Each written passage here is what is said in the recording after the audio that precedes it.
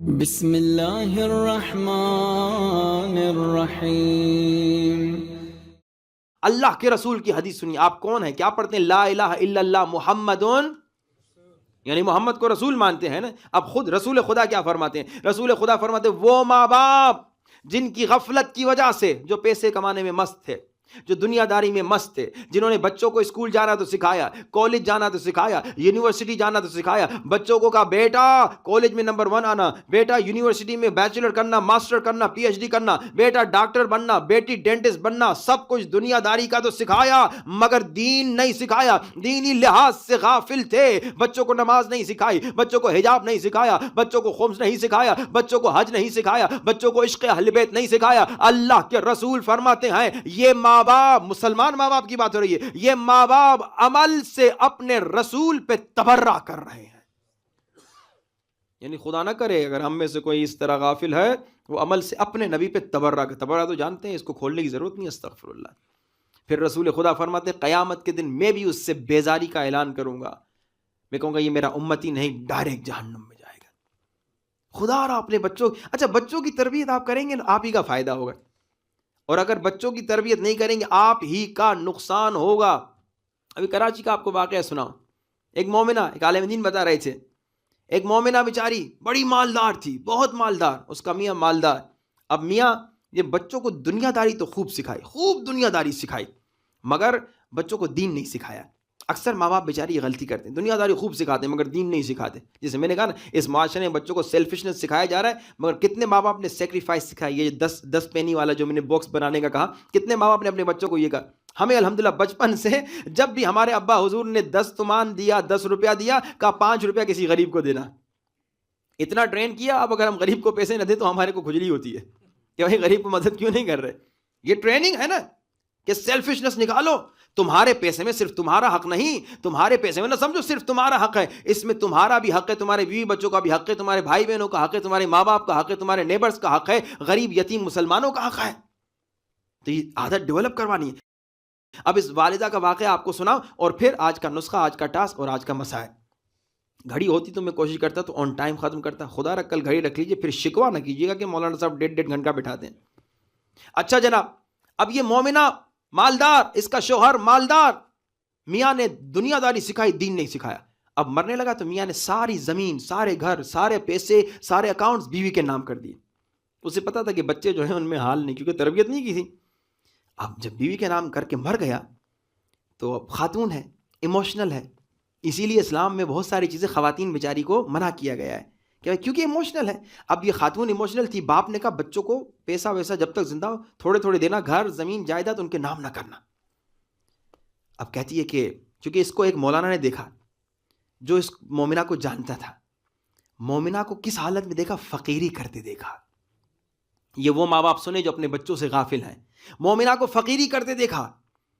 کہا مومنہ میں تمہیں جانتا ہوں بھابھی، تم تو فلاں کی بیوی نہیں ہو. کہا ہاں. تم تو خراب پتی نہیں ہو. تھی. کہاں گیا پیسہ؟ چوری ہو گیا. چلو پیسہ چوری گیا، زمین جائیداد چوری ہو گئی؟ نہیں. اب مومنہ بتاتی ہے، کہتی ہے اب میاں مر گیا تو بچے آنے لگے، اماں پیسے دو، پیسے دیا. اماں زمین بھی بیچ دو، ہمیں گھر خریدنا ہے فلاں ڈیفینس میں. اماں وہ گھر بھی جو ہے جو ادھر کورنگی میں پتہ نہیں کہاں پہ قصبہ کالونی میں اتنا دور ہے، وہ گھر بھی بیچ دو، ہمیں کیا نام ہے یہاں کوئی کلفٹن میں گھر خریدنا ہے، یہ کرنا ہے وہ کرنا ہے. اب جب میں نے منع کیا، کہا اماں دیکھیے آپ کو اپنے بچوں کی فکر نہیں، ہم آپ کے بچے ہیں، آپ ہماری فکر نہیں کر رہے. کیا ہم مشکلات میں رہے اتنے پیسے ہونے کے باوجود، اتنی زمین ہونے کے باوجود؟ کہتے کہتے ایموشنل بلیک میل کرتے کرتے اب بیچاری ماں تھی ایموشنل ہو گئی. کہا ٹھیک ہے بیٹا یہ تمہاری زمین، بیٹا یہ تمہارا گھر، بیٹا یہ تمہارا حصہ، بیٹا یہ تمہارا حصہ، اماں ہمارے حصے تقسیم کر دو. اماں بیچاری نے حصے تقسیم کر دیے، اب پیسے میں سے دے دیے، سب کچھ دے دیا. اب کیا ہوا؟ کہتی اب میں ایک بیٹے کے گھر گئی تو بہو صاحبہ اب یوں آنکھیں دکھانے لگی کہ ساس جو ہے 5 دن سے ہمارے گھر میں بیٹھی ہوئی ہے. 1 ہفتہ ہو گیا، اب آنکھیں اور کھلنے لگی کہ آپ وہ دوسرے بھائی کے گھر کیوں نہیں جا رہے اماں؟ وہ دوسرا بھائی ہے نا، اس کے گھر چلے جائیں. اب کہا میں دوسرے کے گھر چلی گئی، یہاں پہ شرما حضوری آ گئی، میں چلی گئی کہیں اور. کہا وہاں جب چلی گئی تو وہاں پہ بھی کچھ دنوں کے بعد پھر بہو نے جناب آپس میں پچ پچ کرنے لگے کہ بھائی تیری ماں کیا پورا ہمارے پاس ہی رہے گی، وہ دوسرے بھائی کے پاس کیوں نہیں جا رہی؟ کہا اب میں نے سن لیا کہ بھائی یہاں پر بھی رہا نہیں جا سکتا. پھر بیٹی کی گھر چلے گی تو کچھ دنوں کے بعد داماد نے کہا کہ بھائی تمہاری ماں کو بیٹے نہیں پالیں گے، ہم ہی پالیں.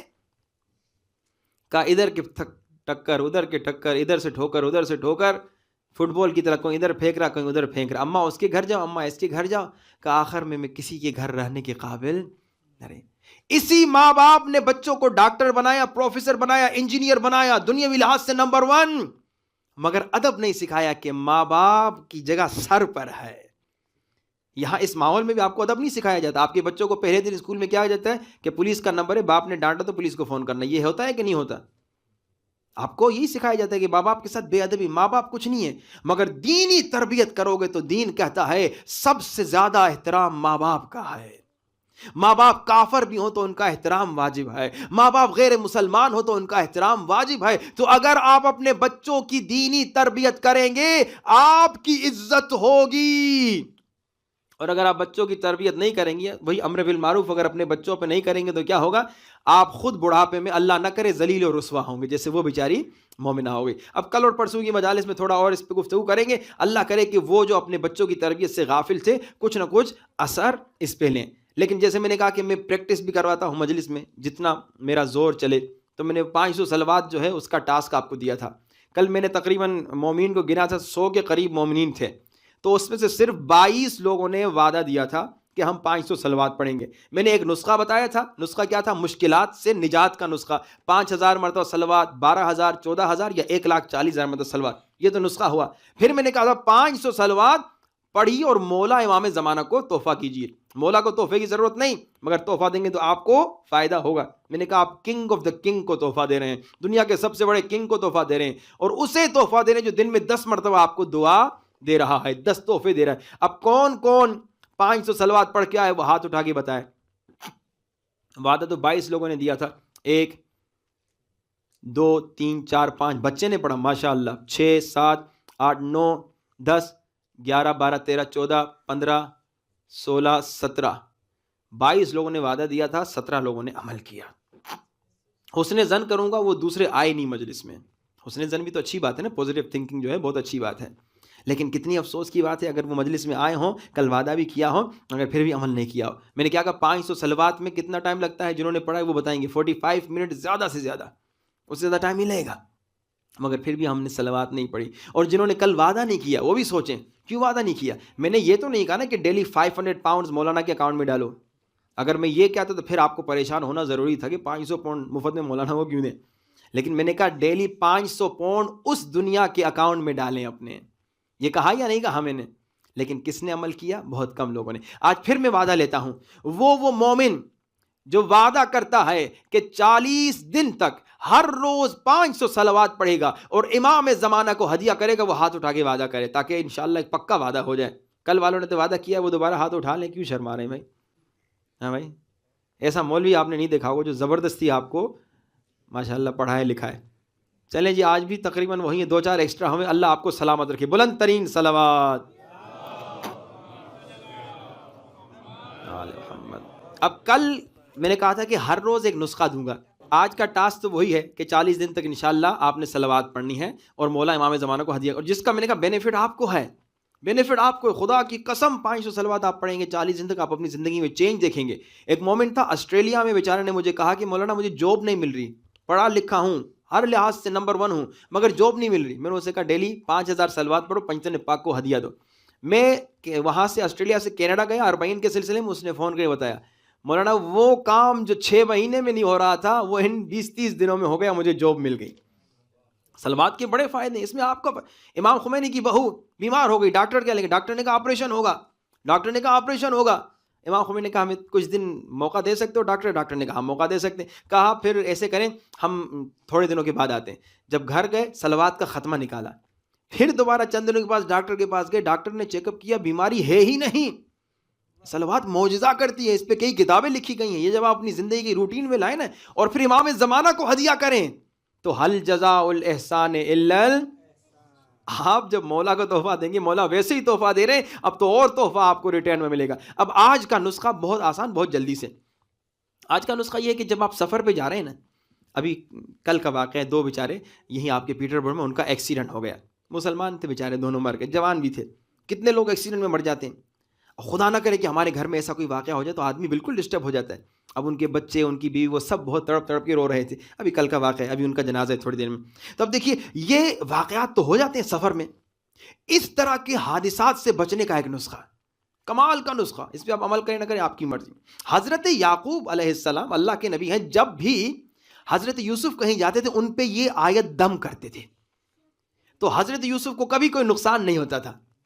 مگر جس دن یعقوب کے بیٹے دوسرے یوسف کو لے کے کنویں میں پھینک کر آتے ہیں، اس دن حضرت یعقوب نے یہ آیت نہیں پڑھی.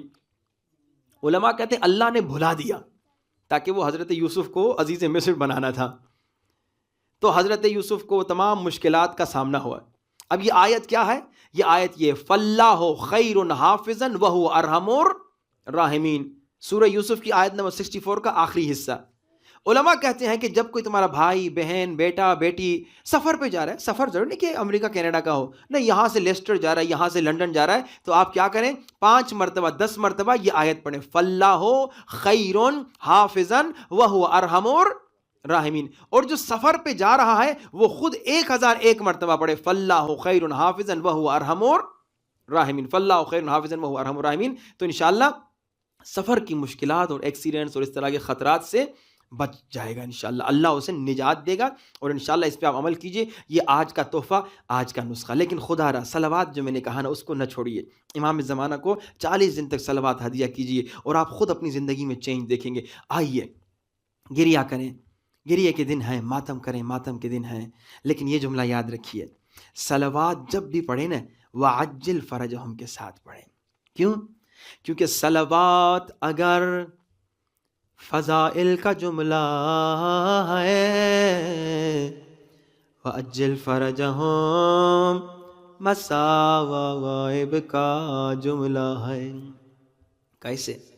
صلوات یعنی میرے اللہ محمد والے محمد پہ صلوات بھیج. وَأَجِّلْ فَرَجَهُمْ یعنی میرے اللہ اسے جلدی بھیج جو جب آئے گا اس ظالم سے انتقام لے گا جس نے سکینہ کو تماچا مارا.